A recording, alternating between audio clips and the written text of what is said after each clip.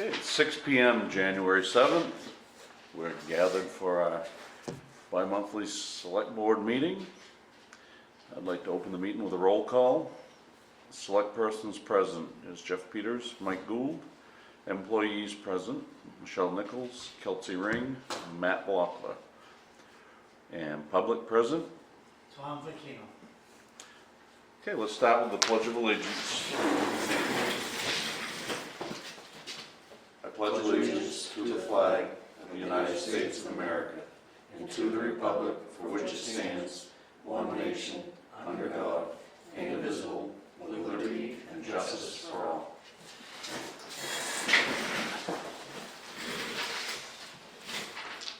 Okay, first item is open session. Has anybody anything for that?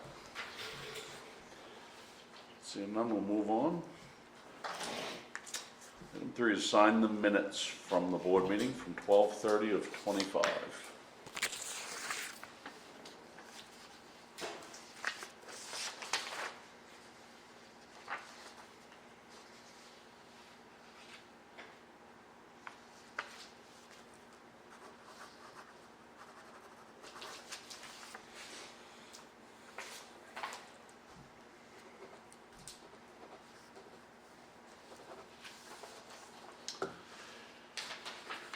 Okay, next item, item 4 is review of the treasurer's warrants.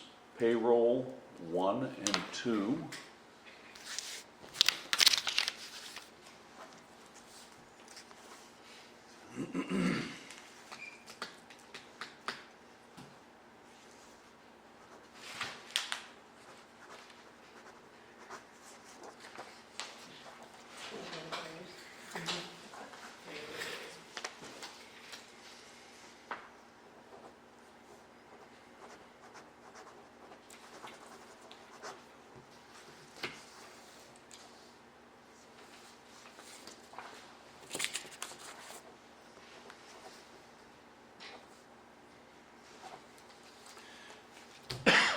And accounts payable 3 and 4.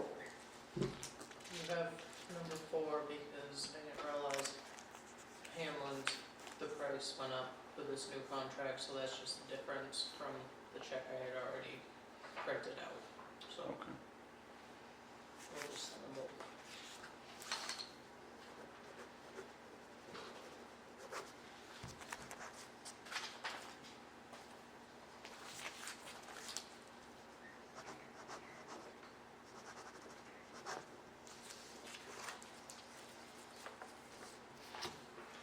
That's all the difference was between the 2 years, is just that much? And that much per month. Yep, Yeah, that's pretty inexpensive, really. it is. I noticed it after we printed everything out, so. Yeah. Okay, next item is the Androscoggin Bank statement. So this is the main operating account. This is where money from the state's coming in and our checks are being written out. You'll also see money coming from the sweep back and forth through this, but this is the account that has the most activity in it. The auditors have always said that the board should review or look at the bank statements. Mhm. So we're gonna start off the year doing it this way. And I probably will have you sign each statement, because each of the savings accounts, the money markets, those are gonna have their own statements. But some of them have quite a bit of money in them, so I'd just like to have you be able to have your eyes on them. So you want us to just sign it on the top of the statement? Yep, And we'll I do it think each there's one. 2 red lines. Yep, there it is. Yep.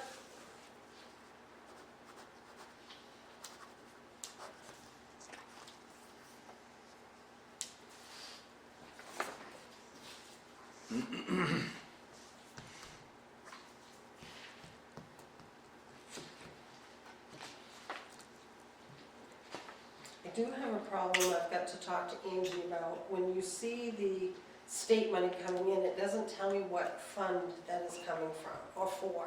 So like my state revenue sharing, my general assistance, where Camden actually said what it was. Mhm.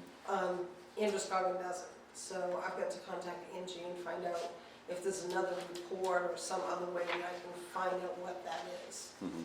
so I can credit it to the right account.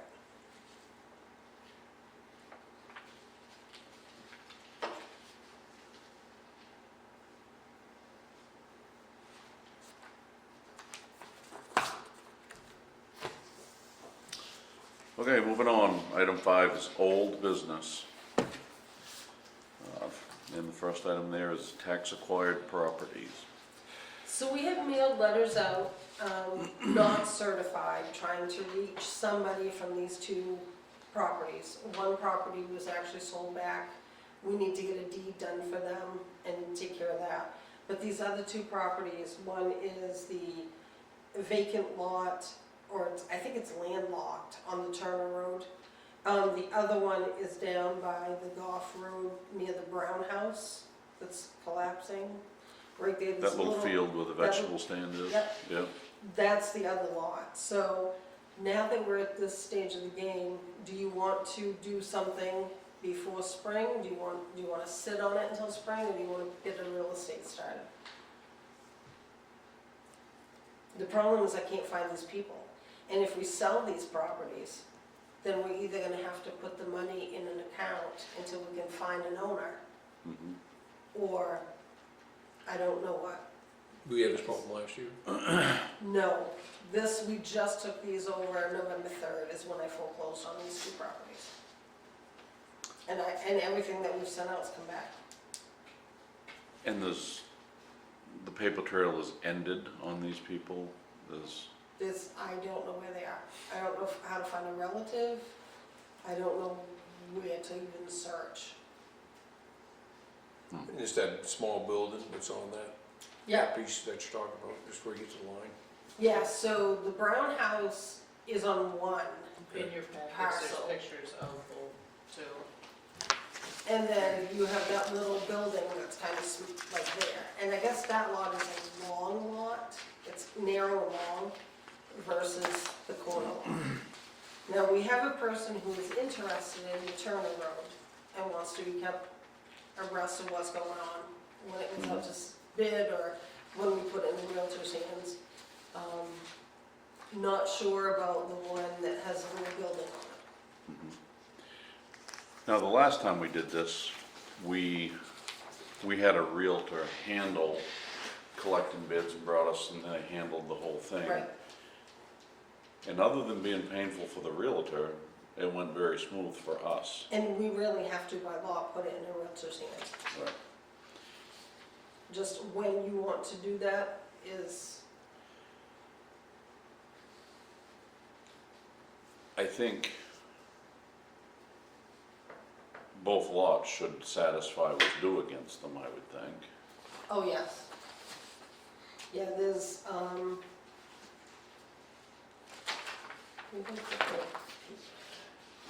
So what would we do if there's no found owner, you'd sell it and whatever money was left after satisfying the back tax would just go into like some sort of an escrow account or something? Or? I would think it would have to, because we're not allowed to keep the money. Right. So I would think it would have to go into some sort of fund until we found a relative to find out what the story is with these people. Mhm. I think probably it'd be a good idea to contact our lawyer and advise us on that part. Because I want to do it right, but I'm not sure how you do it when there's no trail of them. Right. Boy, that just blows my mind in today's world that I mean, even if the owner passed away, I thought it'd be there'd be somebody's some sort estate. of record of them passing, or Something, but we can't find. We've been looking you're just looking on everywhere. Google or, We've done research as far as like looking at obituaries, trying to find newspapers that in the towns or. where were they last from? This was from Hamden, this was from Hamden, David Willico is Bangor, Maine, Bangor. and Hamden. And so I've gone to the websites and looked at the real estate books just online, used those addresses, sent letters back out, No phone numbers. no nothing, no.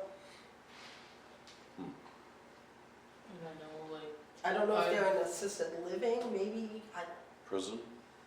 I mean, is I don't that know how something you old can they look are. at? Prison records? I don't know how to do that.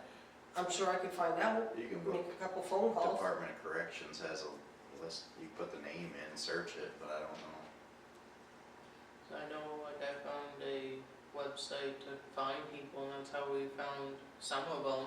But this one, we printed it out and we called number after number after number. Is this the only property this person owns in Sangerville? Yes.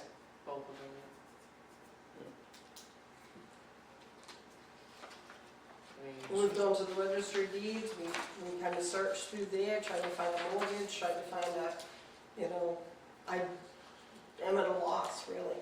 she's gone on Facebook trying to This one's find everything. landlocked? Yeah, that one is. So is that Turner Road one, you go all the way into where it turns into the little path, and it's down in there on the right? I think so. Yes, it would be on the right. It's right on the line.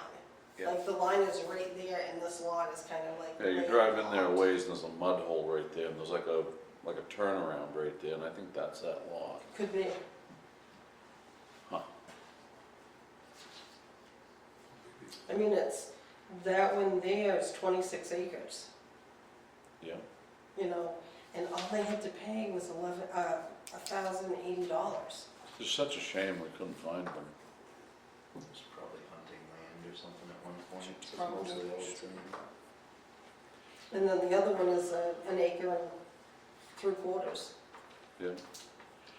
I'm not sure that 2 weeks after Christmas is the time to try to recapture what's due on those lots. I mean, Well, and I was wondering too, I keep bringing it up because I want to stay on top of the situation, but no one's going to be able to go walk that lot right, until, or even walk the lot with the little building on it. right. So, if we said revisit it in April, maybe then we'll keep trying to find the Yeah, people. at least two people fairly local. Hmm. I just would wait on it until we can figure something The out. only other thing is someone go and start knocking on doors, but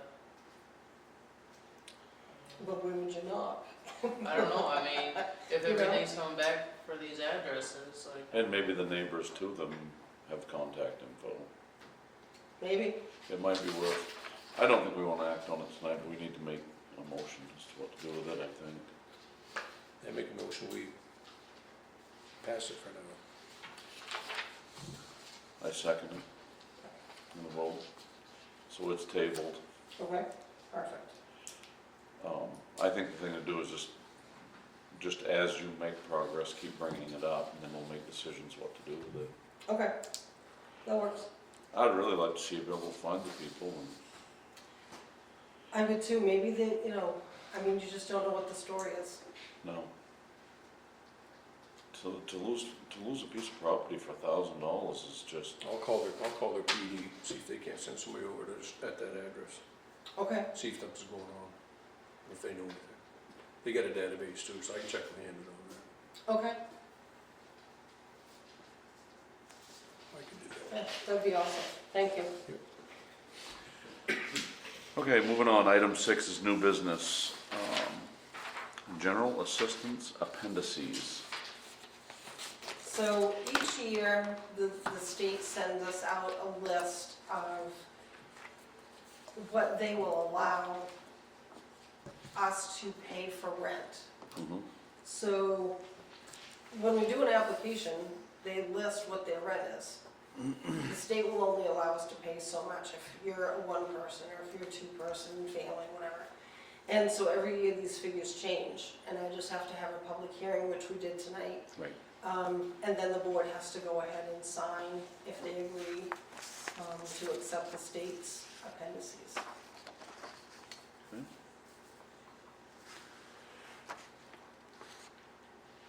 Well, based on that, I make a motion, we accept the state's appendices on the rent. Any discussion? Vote? It's a vote.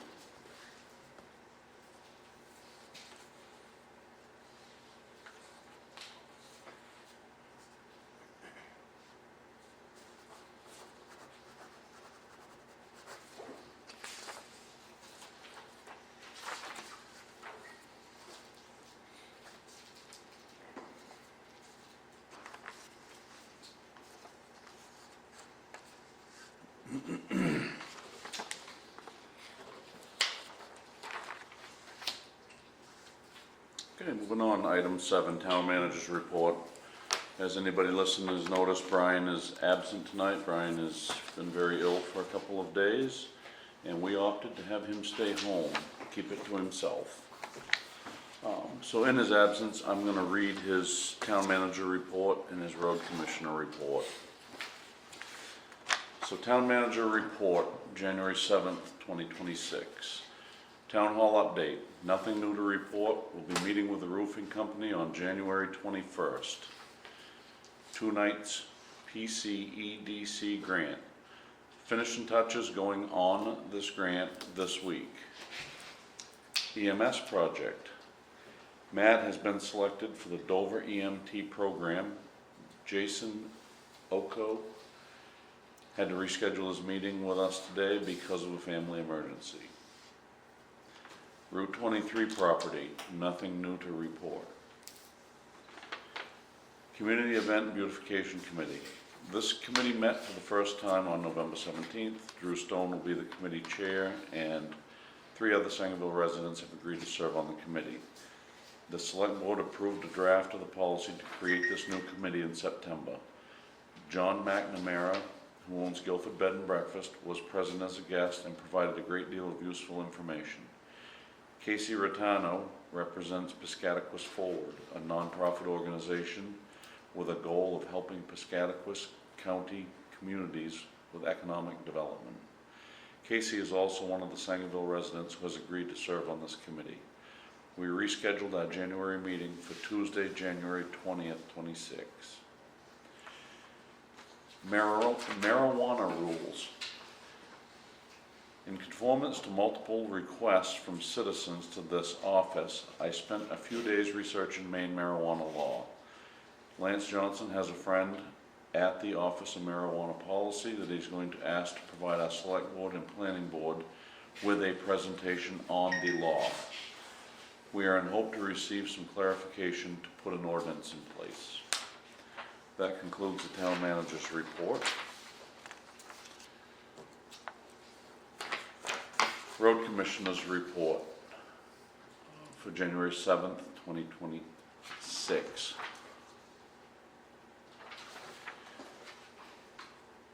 I have met with Orman and had a positive discussion on plowing and sanding the roads. And that is the end of the report submitted by Brian.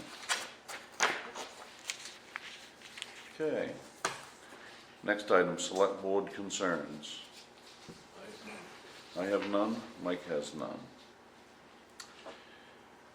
Executive session, we have none this week. I'll make a motion to adjourn. I second that motion. We are adjourned. The time is 6:18. An official record.